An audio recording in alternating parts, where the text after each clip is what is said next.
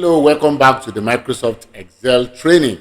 In this video, we're going to be looking at the COUNTIF function. The COUNTIF function is a statistical function. And what we use it for, we use it to count number of cells in a range that meets a specific condition. Now, this function is commonly used for data analysis, filtering, and then summarizing data based on criteria. The syntax is just simply COUNTIF, and then you get your range and criteria. So the key features here is that you can count cells based on single condition. It supports number, text, and logical operators. It also allows wildcards, just like the sum if function. And then it's useful for data validation, tracking, and analysis. So for multiple conditions, you use the COUNTIFs. The COUNTIF is a powerful tool for quick data analysis in Excel. So let's look at this in the Excel sheet. Just an example that will help us to understand.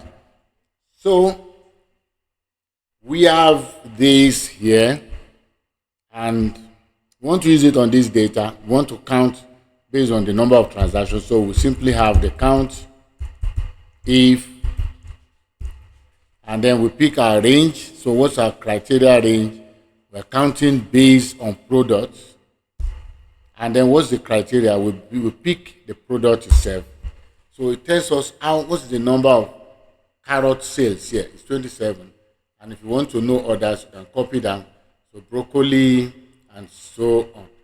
And if you want to apply it for the country also, you can also say equals COUNTIF,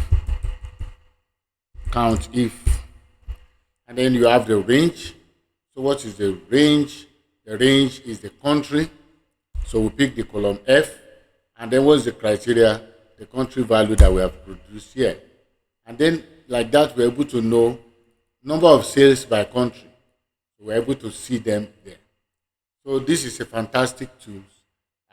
It's another tool for knowing the number by using the criteria. So you can easily use it to find number of anything within a data. So it's a very good tool for analysis, to find the number of time a particular kind of information, data or whatever appears within a data. And that helps you to know what decisions you want to make on it. So you can even use it to count based on specific criteria. Let's say count if the range is the value, and you're trying to count all transactions that is greater than 7,000.